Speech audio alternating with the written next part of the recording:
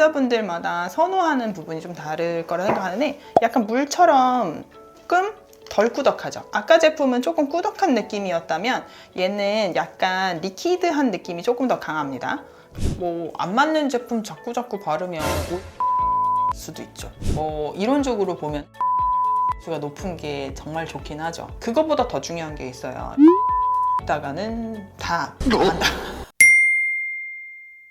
원장님, 요즘 날씨가 너무 더워졌어요. 맞아요. 5월만 해도 이 5월이 맞나? 날씨가 왜 이래? 이렇게 생각을 했는데 요새 진짜 좀 더워진 것 같아요. 그래서 요즘에 관리 어떻게 해야 되는지 항상 고민이기는 하더라고요. 이럴 때 그냥 선크림만 잘 바르면 될까요? 요새 트렌드가 슬로우 에이징이잖아요. 노화의 주범이 광노화다 이런 얘기 되게 많이 들어봤을 텐데 이렇게 자외선 차단만 잘해줘도 10년은 먹고 들어가는 거예요. 진짜 차단만 잘해줘도 얼굴 좀 덜 늙게 할 수 있긴 해요.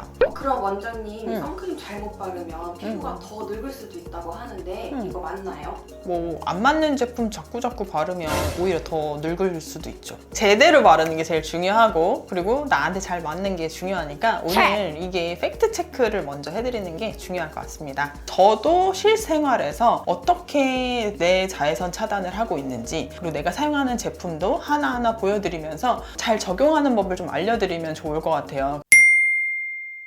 원장님, 자외선도 종류가 엄청 다양하다고 하더라고요. 어떤 게 있어요? 세 가지로 나뉘게 됩니다. UVA, UVB, UVC. 근데 UVA, B, C 중에서 우리가 정말 중요하게 얘기할 수 있는 건 A와 B입니다. UVC는 사실상 대기권에 있는 오존층을 뚫지를 못하기 때문에 피부까지 도달하기는 되게 어렵고 UVA와 UVB가 사실은 피부 암의 원인이 되기도 하고 광노화의 원인이 되기도 하고 또는 피부 화상을 유발하는데도 기여를 하거든요. 그러면 UVA와 B에 대해서 또 구분을 해야 되는데 UVB는 사실 유리창을 뚫고 들어오지를 못해요.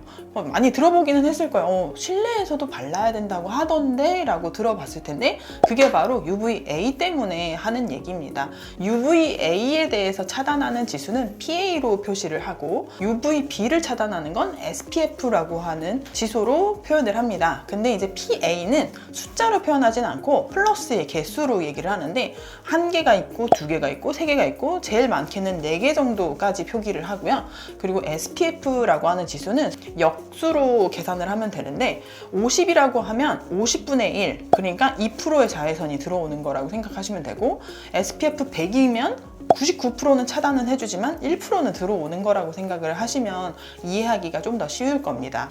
원장님, 저희가 그러면 차단할 자외선 종류가 진짜 많은데 이게 어떤 기준으로 고르면 좋을까요? 저는 개인적으로 무기자차 별로 안 좋아하긴 하는데 무기자차랑 유기자차가 어떤 건지 개념부터 조금 알려드릴게요. 유기자차는 사실 화학성으로 자외선을 차단한다는 의미예요. 그래서 유기질 그리고 무기자차는 무기질 약간 그런 개념으로 이해를 하면 더 좋기는 한데 유기자차의 원리는 빛이 들어왔을 때 화학 반응으로 열이 돼서 없어지는 거 무기자차는 반사시키는 거라고 생각을 하시면 되거든요. 그래서 요새는 혼합자차도 나옵니다. 유기자차의 장점과 무기자차의 장점을 조금 믹스해서 나오는 거죠. 원장님, 그러면 선크림 잘 바르는 방법 알려주세요. 사실 한 번만 바르면 끝이겠지 라고 생각하시면 절대 안 되겠죠. 그래서 사실 많은 유튜브나 매체에서 자주 발라라 뭐 동전 크기로 발라라 이런 얘기 되게 많이 들으셨을 텐데 근데 사실 그건 알았는데 내 상황과 그리고 형편에 따라서 조금 응용할 필요가 있을 것 같아요. 내가 그냥 사무실에서 그냥 빛이 들어오는 정도라면 가볍게 수정 화장 정도만 해줘도 사실 충분합니다. 계속해서 노출되는 게 아니거든요. 그리고 더 중요하게 말씀을 드리고 싶은 건 자외선 차단제도 정말 중요하지만 물리적 차단제인 뭐 모자나 양산 같은 것도 진짜 중요하기 때문에 가리개도 꼭 같이 적용을 해주시는 거를 강조드리고 싶어요. 그 SPF 수치는 무조건 높을수록 좋은 건가요? SPF 지수가 높은 게 정말 좋긴 하죠. 그거보다 더 중요한 게 있어요. SPF만 믿다가는 다 안다. 왜냐하면 반사되고 또는 이제 흡수되고 사라지는 그 자외선 차단이 결국 시간이 지나면 이게 효과가 없어지잖아요. 그러니까 계속 덧발라주는 게 오히려 더 중요한 거고, 그리고 지수를 높이기 위해서는 조금 더 많은 자외선 차단제를 사용할 수밖에 없는데 내 피부에 자극이 될 수도 있거든요. 그래서 지수나 이런 것만 보는 게 아니라 이게 나랑 잘 맞는지도 사실 중요하고, 그리고 내가 야외 활동을 더 많이 하는지 아니면 일상적인 활동을 많이 하는지에 따라서도 제품을 골라야 되는 기준이 좀 달라진다고 생각을 하시면 돼요. 이 제품이 나랑 그래도 잘 맞는지 안 맞는지 모르겠다, 이걸 확인할 방법이 없을까? 라고 하면 좀 방법이 있습니다. 일단은 발림성도 좋고 좀 자극이 적었던 이 제품을 피부가 하얗고 연한 부분 중에 하나가 팔의 내측이거든요. 그리고 이 팔의 내측에다가 발라서 이렇게 문질러주면 이게 나랑 잘 맞는지 안 맞는지 조금 확인하기가 편해요. 여기다 발랐는데 30분 이대로 너무 발적이 있는 것 같고 가려운 것 같아. 그럼 그 제품은 좀 안 맞을 수 있어요. 그런 제품들은 좀 피하시는 거를 추천드립니다.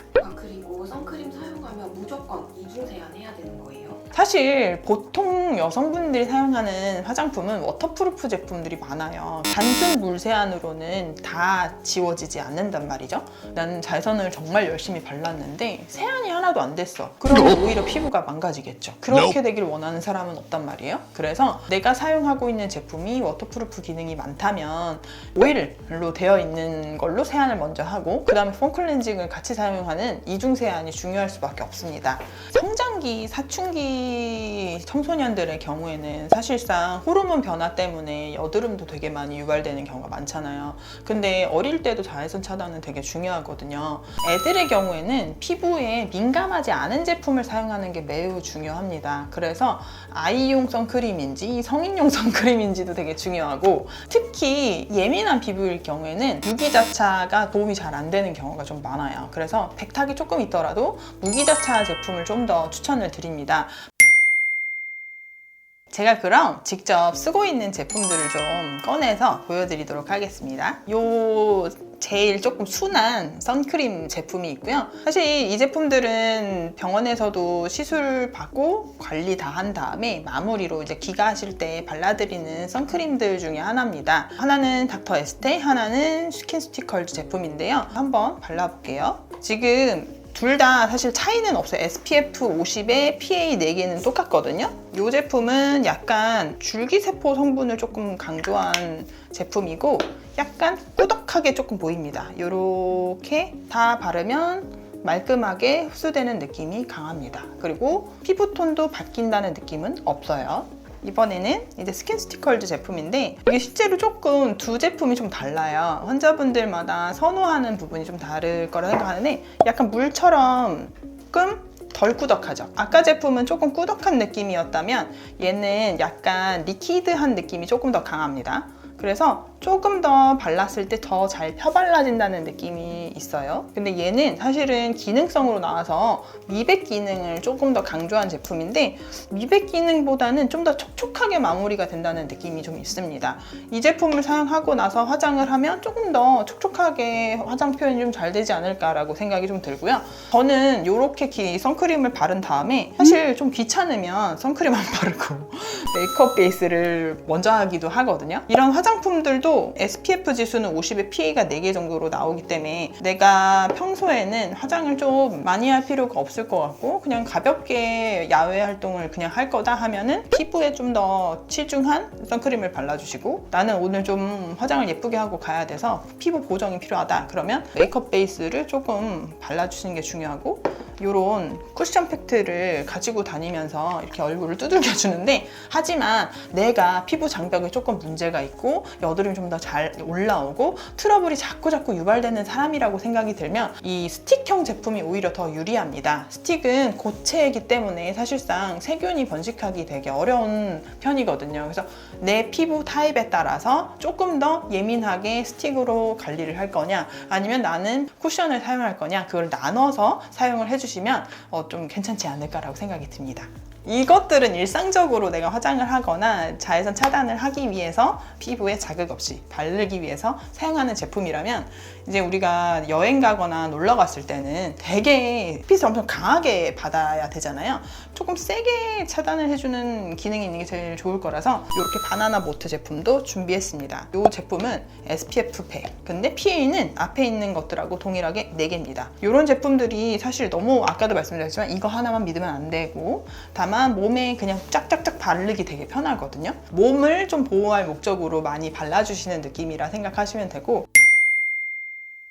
오늘 자외선 차단제에 대해서 좀 준비를 해봤는데 좀 정리를 좀 해드릴게요. 첫 번째로는 환자분의 피부가 예민한지 안 예민한지 그걸 먼저 따져보는 게 중요할 것 같습니다. 내가 예민한 피부라면 순한 제품을 사용해야 되겠죠? 두 번째로는 SPF 지수와 PA 지수를 좀 따져보고 사실 이것도 무시할 수 없는 부분이기 때문에 지수를 확인하는 것이 중요합니다. 세 번째로는 내가 야외 활동을 많이 하는 건지 아니면 실내 활동을 좀 더 많이 하는 건지 실내 활동을 많이 한다면 사실 일상적인 자외선을 차단해주는 정도의 제품만 사용을 해도 상관은 없고 야외 활동을 많이 한다면 야외에서 내리쬐는 자외선을 강하게 여러 번 덧발라줘야 되는 게 중요하기 때문에 나의 목적에 따라서 바르는 양과 횟수가 달라질 수 있습니다. 네 번째로는 여러 번 덧바르는 제품을 내가 어떤 제품을 사용할 것인지 어떤 환경에서 사용을 할 것이냐를 따져보는 게 중요하다고 생각을 합니다. 마지막으로 자외선 차단제만 믿으면 안 되고 물리적 차단을 하는 양산이나 이런 선글라스도 되게 중요하니까 목적에 따라서 다른 장비도 같이 구비를 좀 해주셨으면 좋겠고 그리고도 커버가 안 되는 이제 이런 사각지대는 선크림을 진짜 듬뿍듬뿍 발라주시는 거를 좀 강조드리고 싶습니다. 그럼 이번 여름에 선크림만 잘 바르면 되겠네요. 선크림을 잘 바르는 게 더 중요하겠죠. 안 발라도 늙지만 잘못 바르면 피부를 망친다.